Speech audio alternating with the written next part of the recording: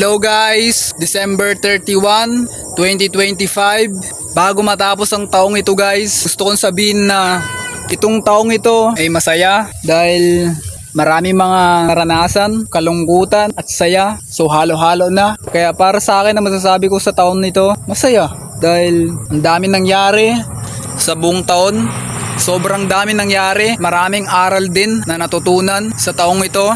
So masabi ko guys na itong taon na to ay masaya. Kaya bago matapos ang taong ito, gusto kong sabihin na ito masaya. Marami namang problema na dumaan pero okay pa rin. So sa pagpasok ng 2026, panibagong taon na naman, panibagong hamon na naman sa buhay. Maraming harapin na naman problema, laban lang.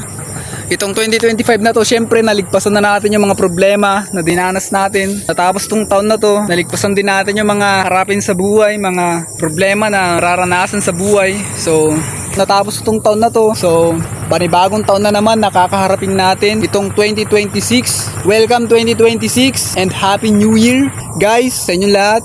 So goodbye 2025 and welcome 2026. Dito ko na lang tatapusin ang video guys. Salamat 2025. Maraming natutunan sa'yo. So goodbye and welcome 2026. Panibagong harapin na naman sa buhay. So thank you guys sa panonood and Happy New Year guys sa inyong lahat. Thank you.